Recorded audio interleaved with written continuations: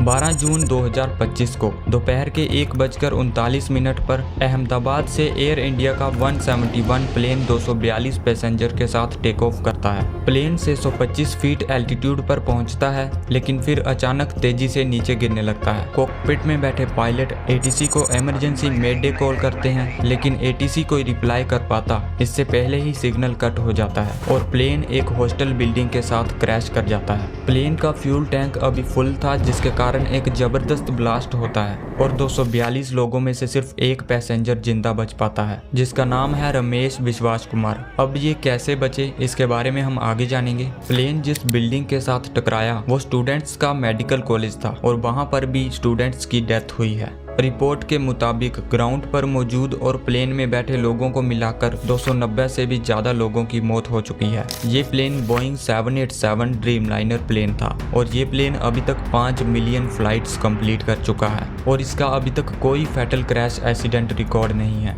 Fatal crash मतलब जिस घटना में लोगों की मौत हुई हो। लेकिन अब क्वेश्चन ये उठता है कि इस बार ऐसा क्या हुआ जिसके कारण ये प्लेन क्रैश कर जाता है। आइए समझते हैं एयर इंडिया का 171 प्लेन क्रैश कैसे हुआ और क्या कोई वर्ड स्ट्राइक से प्लेन का इंजन फेल हो सकता है।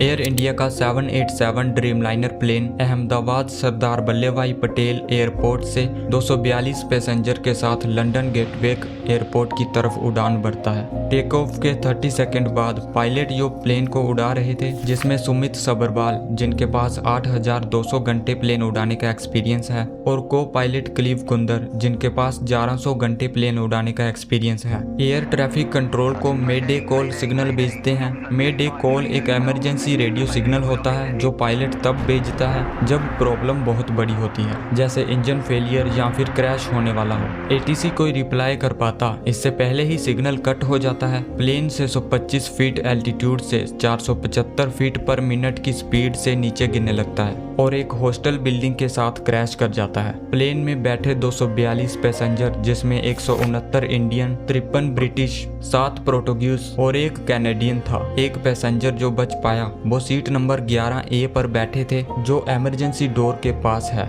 और वहां से कूद कर ये बच पाते हैं। लेकिन अब क्वेश्चन ये है कि प्लेन क्रैश हुआ कैसे? क्या वेदर कंडीशन ठीक नहीं थी? प्लेन में कोई टेक्निकल इशू था? आइए जानते हैं।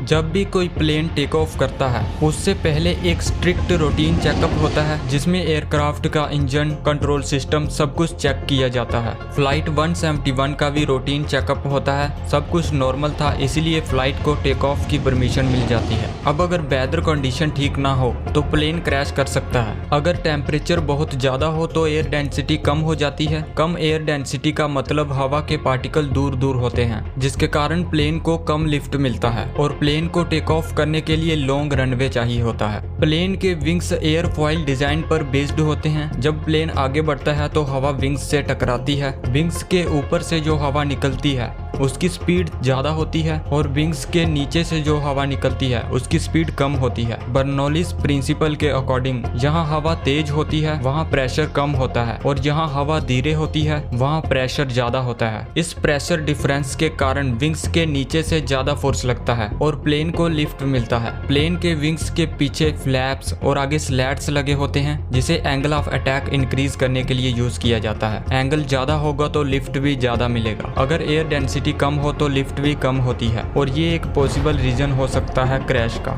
अब बात करते हैं इंजन फेलियर की, जो दूसरा बड़ा मेजर रीजन हो सकता है। अगर वर्ड स्ट्राइक होती है तो वर्ड इंजन के फैन ब्लेड से टकराकर कंप्रेसर सेक्शन तक पहुंच सकता है। चलो इंजन के वर्किंग मैकेनिज्म को एक बार समझ लेते हैं। सबसे आगे होता है फैन, जो हवा को खींचता है। ये हवा कंप्रेसर तक जाती है, यहाँ उसे कंप्रेस किया जाता है। फिर ये कंप्रेस्ड एयर कंबर्शन चेंबर में फ्यूल के साथ मिक्स होती है। इग्निशन के बाद ये मिक्सचर हाई प्रेशर गैस बन जाता है, जो नोजल से बाहर निकलता है और थ्रस्ट जनरेट करता है। लेकिन अगर वर्ड इंजन के फैन से टकरा जाए तो कंप्रेसर एयर फ्लो डिस्टर्ब हो जाता है, कंबर्शन प्रोसेस प्रॉपर नहीं हो पाता और इंजन का थ्रस्ट वीक पड़ जाता है, जहाँ इंजन कम्प्लीटली फेल हो सकता है। अगर प्लेन का एक इंजन डैमेज हो जाए तो प्लेन दूसरे इंजन के साथ लैंडिंग कर सकता है, लेकिन अगर दोनों इंजन फेल हो जाएं तो प्लेन क्रैश कर सकता है।